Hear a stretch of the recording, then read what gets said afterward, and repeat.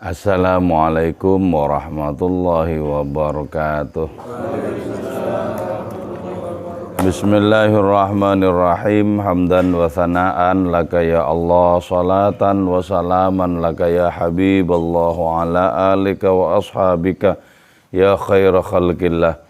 Laka ya Rasulullah wa li jami' man ittaba'a dinaka ya Habiballah, haqiqatan min ladun Adam la yaumil qiyamah. Wa ana khususan minhum ila hadratil Syekh Maulana Jalaluddin Rumi qaddasallahu sirrahu radhiyallahu lana wa lahumul Fatihah. A'udzu billahi minasy syaithanir rajim. Alhamdulillahi rabbil alamin arrahmanir rahim maliki yaumiddin. Iyyaka na'budu wa iyyaka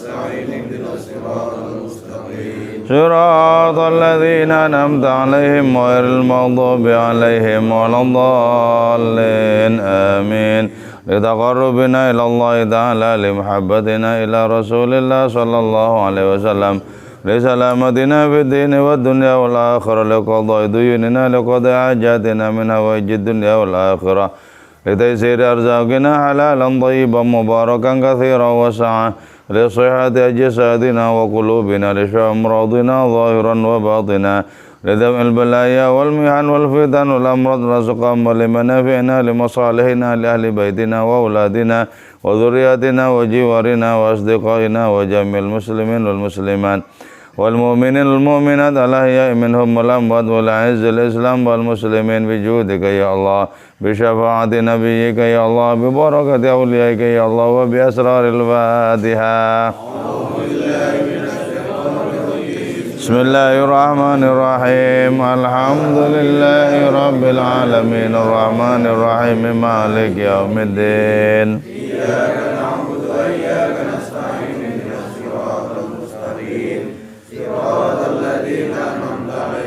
غير المغضوب عليهم ولا الضالين. آمين.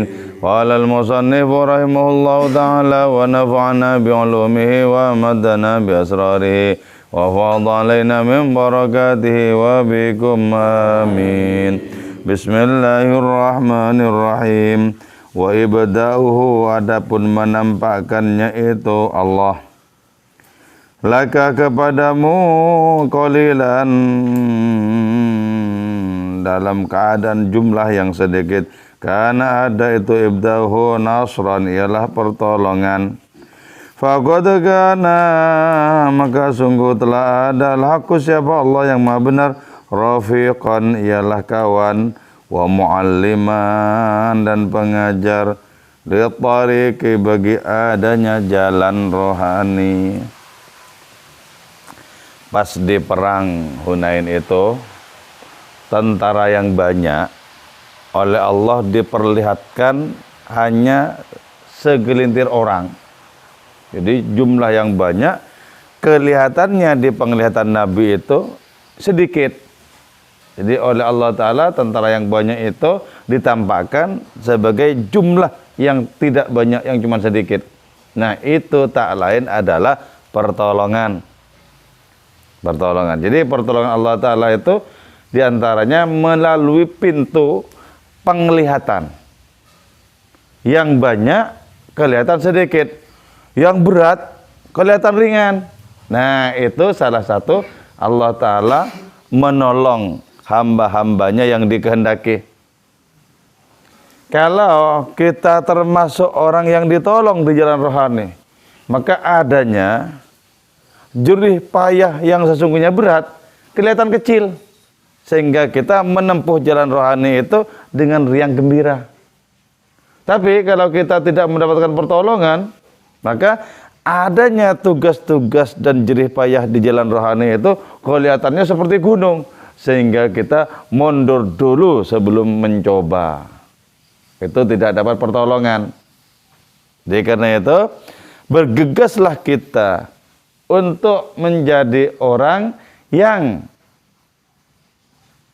menyiapkan diri untuk menerima pertolongan. Harus bergegas, bersungguh-sungguh agar kita ini memiliki istiqdat, kesiapan untuk mendapatkan pertolongan Allah Ta'ala. Karena pertolongan hadiratnya itu perlu disongsong dengan ikhtiar, dengan usaha-usaha, tidak cukup hanya berpangku tangan. Gitu. Harus disongsong. Paling sedikit dengan adanya semangat. Jadi kalau kita itu semangat, maka adanya rintangan yang dibayangkan ke depan itu menjadi ringan. Jadi ketika kita berjerih payah, Allah Ta'ala tidak menyanyiakan adanya jerih payah kita. Allah Ta'ala itu menghargai adanya jerih payah manusia. Sehingga untuk orang-orang yang berjerih payah itu diperlihatkan adanya rintangan-rintangan yang tidak seberapa. Hingga dengan demikian ditembuslah rintangan itu dengan gembira, dengan senang hati. Jadi jangan menyerah duluan. Waduh, ngaji malam berat. Menyerah duluan itu. Coba dulu. Kalau ngaji itu kelenger apa enggak gitu loh. Kalau enggak kelenger ya enggak berat berarti kan gitu. Jangan menyerah duluan. Jadi kalau kita membayangkan rintangan-rintangan itu sangat berat, nah itu berarti di situ kita ada tanda-tanda untuk kalah, tanda-tanda untuk menyerah. Tapi ketika kita dengan berpegang, dengan berharap kepada Allah Subhanahu wa Ta'ala, kita maju, Allah akan menjadikan kita lebih kuat dibandingkan dengan rintangan-rintangan itu. Gitu ya. Innallaha la yudhi'u amalal. Sesungguhnya Allah Ta'ala itu amal amilin. Allah Ta'ala itu tidak menyanyiakan amalnya orang-orang yang beramal.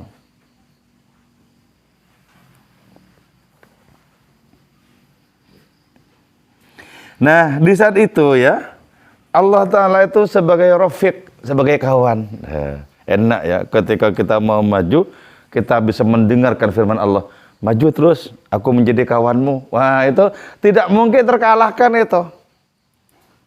Tidak mungkin. Kenapa? Backingnya itu sangat kuat.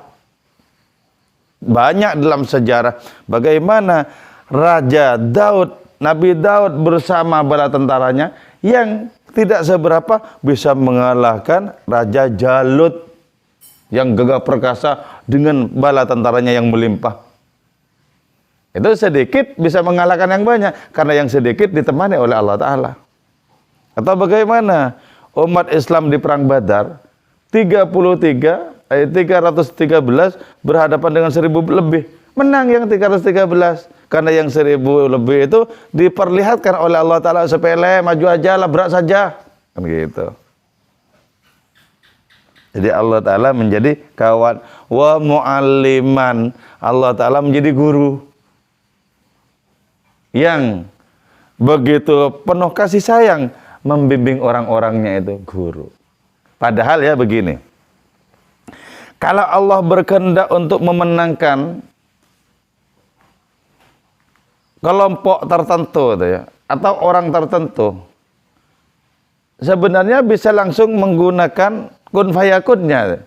Tidak usah misalnya memposisikan diri sebagai kawan, memposisikan diri sebagai guru, sebagai penunjuk jalan, tidak usah begitu. Tapi itulah kehendaknya. Berarti apa? Berarti Allah Ta'ala itu mau mengangkat derajat orang-orang yang Allah menjadi kawan bagi mereka. Mau mengangkat derajat orang-orang yang Allah itu menjadi guru bagi mereka.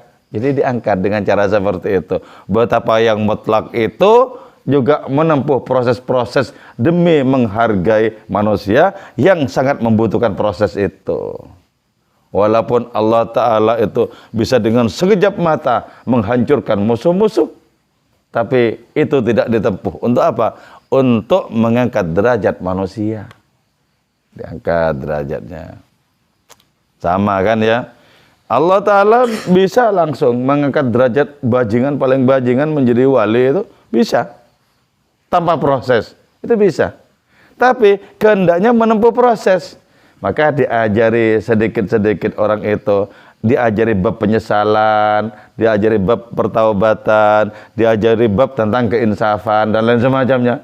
Sehingga dengan proses-proses itu, hamba yang dikehendaki ini kemudian memiliki derajat yang tinggi lewat proses-proses. Jadi karena itu ya, betapa Allah Subhanahu wa taala itu sangat legowo untuk menemani proses-proses hamba-hambanya yang terkasih. Ditemani itu. Kalau berkehendak bisa Allah Ta'ala itu melahirkan Nabi Muhammad dan terus tumbuh menjadi dewasa tanpa peperangan, tanpa proses, tanpa kegetiran, tanpa diusir di kampung halamannya. Bisa. Tapi kan tidak. Allah Ta'ala meletakkan Nabi itu di jalan ujian yang penuh dengan kegetiran. Yang penuh dengan kegetiran. Tadi saya membayangkan ya ketika kita burdahan habis tarawih itu kajian tafsir itu loh ya. Nah, Nabi itu sebagai makhluk paling mulia dikejar-kejar oleh kaumnya sendiri. Sampai akhirnya sampai di Gua Thur. Sembunyi di situ bersama dengan Abu Bakar. Sembunyi di situ. Dan kemudian lewat peristiwa seperti itu menjadi semakin cemerlang derajat rohani Kanjeng Nabi, derajat rohani Abu Bakar. Nah, sesungguhnya itu kan berarti Allah akan menggunakan Abu Jahal dan kawan-kawannya yang kelam nasib rohaninya itu untuk memberikan nilai kepada Kanjeng Rasul. Untuk memberikan nilai kepada Kanjeng Rasul. Siapakah gerangan yang telah menjadi penyebab bagi cemerlangan rohani Kanjeng Rasul? Ya diantaranya adalah para musuh-musuh beliau. Loh, ini loh ya. Masa Allah tidak memberikan poin kepada orang-orang yang sudah dipakai untuk memunculkan kecemerlangan rohani Kanjeng Rasul. Nah di sini ya ada rahasia keilahian yang sangat membentang dan para sufi banyak menghindar dari pembahasan seperti itu. Kan orang-orang yang mulia itu menjadi cemerlang justru karena ada musuh-musuhnya tuh. Ada musuh-musuhnya. Nah, musuh ini secara tidak langsung kan berjasa bagi kecemerlangan para nabi itu, berjasa. Masa tidak ada upahnya kan gitu? Masa tidak ada upahnya? Orang seperti Fir'aun mengejar Nabi Musa sehingga menjadi terbukti kemukjizatan tongkatnya. Masa nggak ada upahnya?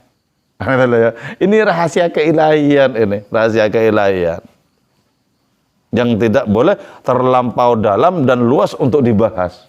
Kenapa? Al-Quran juga tidak membahas itu. Jadi ya, berarti ini ya, di jemari ilahi itu segala sesuatu bisa dimainkan, bisa digerakkan, bisa digerakkan. Cuma penglihatan yang hitam putih hanya memandang para nabi itulah yang cemerlang. Penglihatan yang hitam putih tidak menyaksikan adanya makhluk-makhluk yang diperankan untuk mencemerlangkan rohani Nabi itu. Di sebelah sini ada kaum pengingkar. Dan keingkaran itu juga dikehendaki oleh hadiratnya. Di sebelah sini ada Nabi dan kaum beriman. Allah berfirman kepada Nabi dan kaum beriman itu, ambil pedangmu, hadapi mereka. Nah. Kemudian dengan cara menghadapi mereka, Nabi dan bala tentaranya dapat nilai. Bukan ini yang sesungguhnya juga memberikan jasa bagi munculnya nilai yang di sini. Ngerti ya? Ngerti? Allah itu hebat ya. Hebat. Diciptakan tanah subur dan tanah yang mati agar tanah yang subur itu diistimewakan ketimbang tanah mati.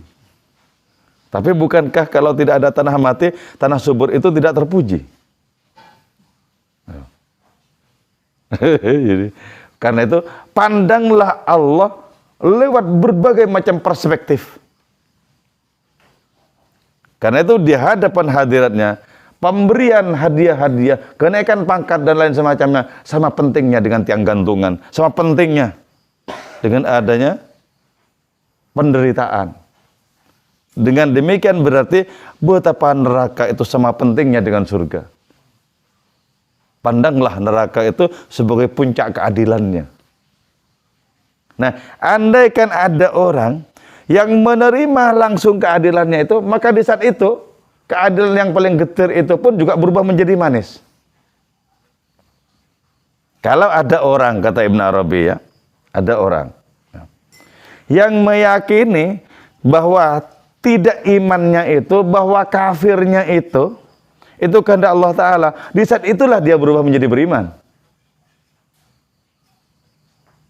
Ini bisa dipahami, saya ulangi coba ya. Kata Ibnu Arabi ya, batas antara kafir dan iman itu sangat tipis, sangat tipis. Andaikan misalnya ada orang-orang yang kafir, dan orang-orang yang kafir itu menyaksikan bahwa kekafirannya adalah kehendak Allah, di saat itu dia beriman. Di saat itu dia beriman. Jadi asik loh ya, tasawuf falsafi itu asik sekali. Memberikan kemungkinan bagi kita untuk melakukan lompatan-lompatan rohani, gitu loh.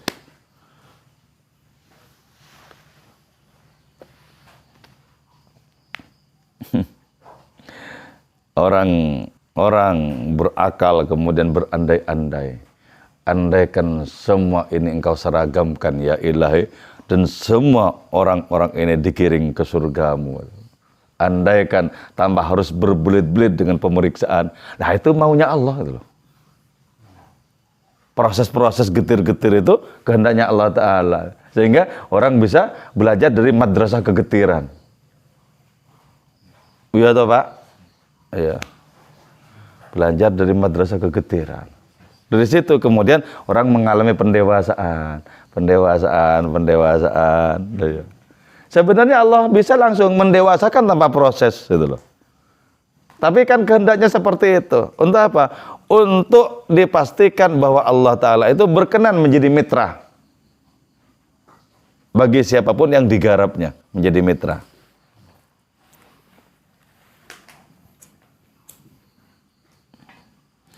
Wa dzalikal ladzi la yakunul haqqu.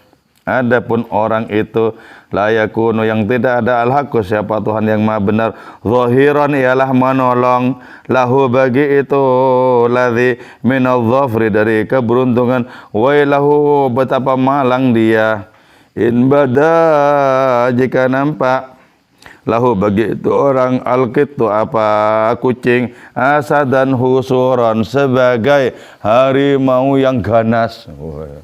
Kalau Allah Ta'ala tidak menolong seseorang, maka di hadapan orang yang tidak mendapatkan pertolongan itu, kucing kelihatan harimau, mundur kemudian, nerekam ini, mundur. Kucing kelihatan harimau.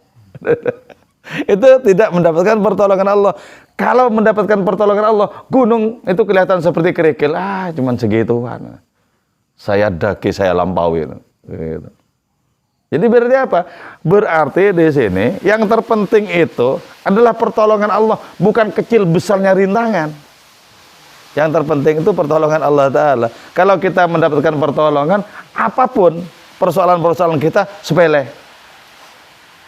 Maka karena itu songsonglah pertolongan itu, diantaranya lewat tadarru, lewat rendah hati, diantaranya lewat adanya kedekatan dengan para wali. Songsong pertolongan itu.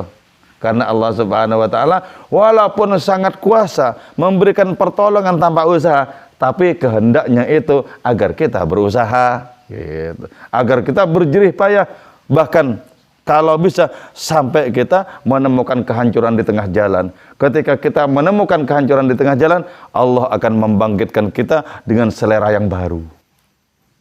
Jadi jangan hanya dia nguap-nguap gitu. Jangan gelir-gelir.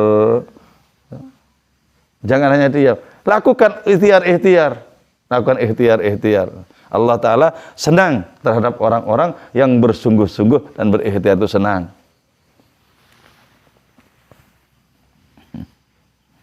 Wa wailahu, dan betapa malang orang in ra'a jika melihat itu orang mi'ata syahsin kepada 100 orang memba'idin dari jauh syahsan wahidan sebagai satu orang.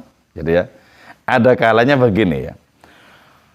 Sesuatu itu diperlihatkan kecil oleh Allah padahal sesuatu itu besar. Ada kalanya itu pertolongan.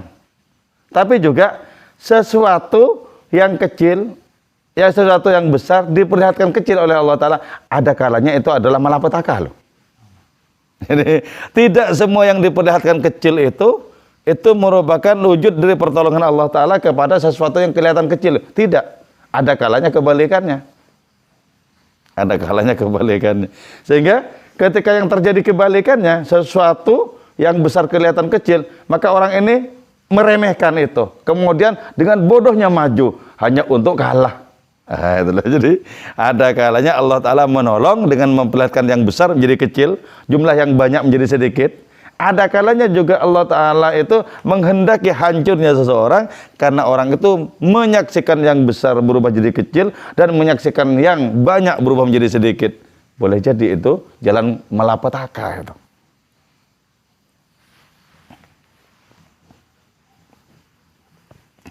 Hatta yataqaddama hingga maju itu orang linizal untuk bertarung waruron seraya tertipu. Jadi ada kalanya orang itu asal maju mengira musuhnya itu kecil, asal maju ternyata tertipu. Setelah bertarung, wah ini bukan lawanku ternyata itu. Kenapa begitu? Karena tak bersandar kepada Allah. Kalau bersandar kepada Allah, lantas Allah memperlihatkan sesuatu yang besar itu menjadi kecil atau yang banyak itu menjadi sedikit, itu adalah bukti kemenangan. Tapi kalau tidak bersandar kepada Allah, tapi bersandar kepada akal yang menyepelekan, itu bisa bukti kekalahan atau kekecewaan minimal. Ingat ya, kisahnya Nabi Musa yang ketika dikejar bala tentara Fir'aun, mengalami sakit perut, kemudian Allah berfirman, ambillah daun pohon itu di lereng gunung Musa. Lari Nabi Musa, ngambil daun yang ditunjuk oleh Allah Ta'ala, diules-uleskan di perutnya, kemudian sembuh. Atas dasar perintah Allah Ta'ala berlari, berarti bersandar kepada hadirnya. Pas berikutnya sakit lagi, langsung lari tanpa perintah. Nah ini loh, ini menyepelekan ini berarti kan, menyepelekan sakit perutnya itu loh. Dalam pikirannya sakit perut ini beres oleh daun itu, kan gitu.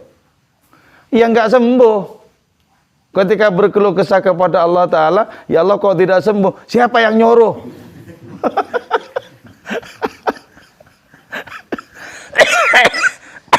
Gitu kan? Kalau tidak bersandar kepada Allah, hati-hati dengan apapun yang dipandang sepele di penglihatan kita. Hati-hati. Boleh jadi itu sebagai sandungan yang besar. Allah cuman ini, Allah cuman itu. Nah, ketika seperti itu penglihatan seseorang, itu alamat bahwa orang itu akan mengalami kegagalan. Jadi dengan demikian berarti apa? Adanya ikhtiar-ikhtiar itu, walaupun kita diperintahkan, lewati itu. Jangan sampai jadi sandaran. Ikhtiar-ikhtiar. Wa min huna dan dari sini yubdi menambahkan Allah Zulfikar terhadap pedangnya Sayyidina Ali Zulfikar, pedang yang banyak makan korban itu. Diperlihatkan apa? Mujarrada herbatin, semata-mata belati kecil. Wah itu pedangnya Sayyidina Ali teman, belati kecil itu, besi tidak berguna itu. Menghadapi Sayyidina Ali dibabat langsung. Itulah ya. Itu cara apa? Cara Allah Ta'ala juga mengalahkan seseorang yang tidak bersandar kepada hadiratnya. Seolah-olah tidak ada bahaya apapun yang bisa ditimbulkan oleh Allah Ta'ala di Zulfiqarnya Sayyidina Ali itu. Seolah-olah tidak ada bahaya. Ketika berhadapan dengan Sayyidina Ali, habis orang-orang itu. Habis. Jadi intinya di apa? Intinya di kebersandaran kepada Allah Ta'ala. Jangan bersandar kepada penglihatan diri kita yang menyebabkan kita menyepelekan sesuatu. Jangan.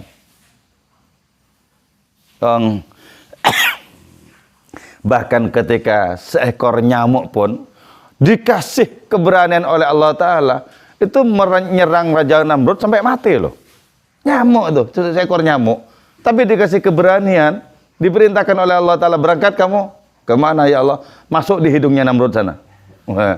Berangkat si nyamuk, masuk. Ketika masuk kan rasa gatal, digaruk, terus dimasukkan telunjuknya. Akhirnya berdarah, akhirnya luka, akhirnya infeksi, akhirnya mati. Jadi seekor nyamuk disuruh berangkat, ditemani oleh Allah Ta'ala untuk menghancurkan musuhnya. Padahal cuma seekor nyamuk kan gitu. Jadi intinya adalah siapapun yang di-backingi oleh Allah Ta'ala kuat, pasti kuat. Pasti kuat. Siapapun yang tidak mendapatkan keberpihakan dari Allah Ta'ala pasti hancur, pasti habis. Jadi keselamatan kita, kebahagiaan kita murni karena di-backingi oleh Allah Ta'ala. Bukan karena ikhtiar-ikhtiar apapun. Walaupun betapa wajibnya kita berikhtiar karena diperintahkan untuk berikhtiar.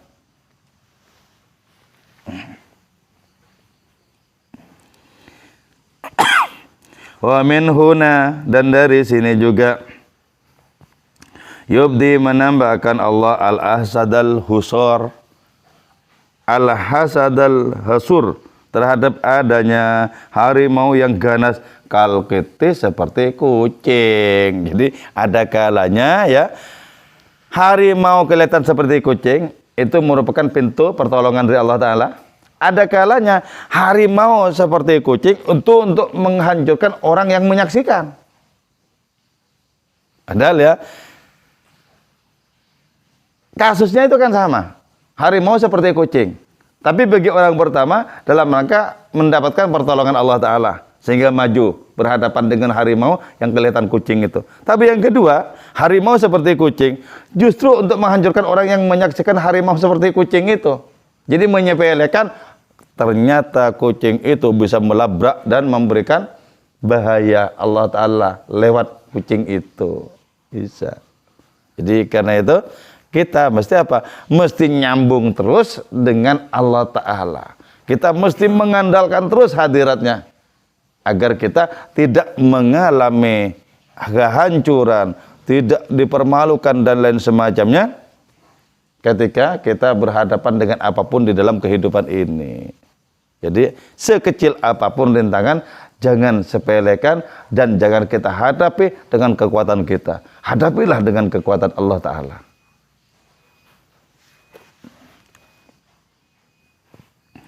Hatta yastabika, hingga terjebak al-ahmaku, siapa orang bodoh, fil qital, dalam peperangan, mutasajjian, seraya sok berani.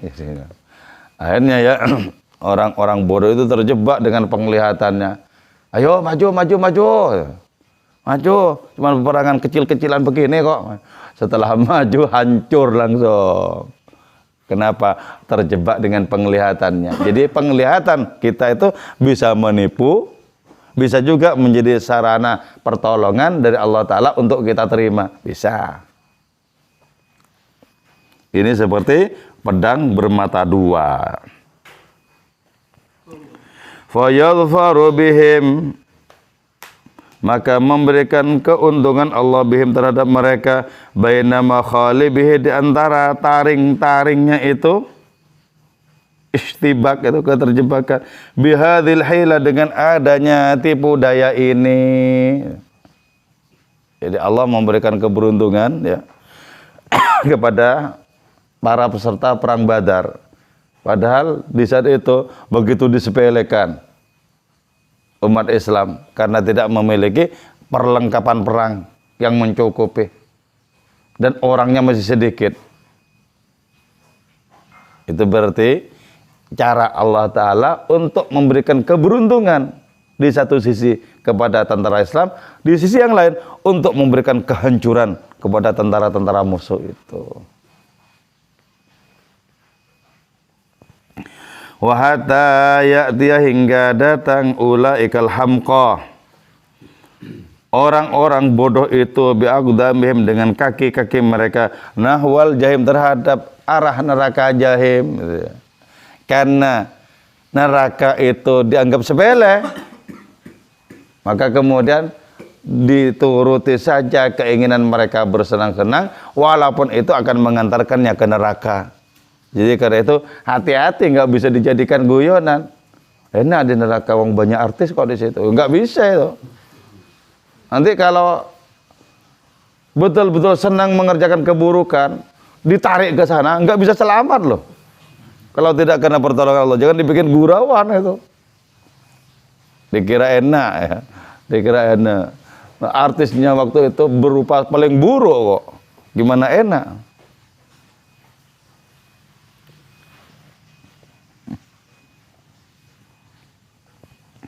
wahinan yubdi kisyatan. Wallahu a'lam bissawab.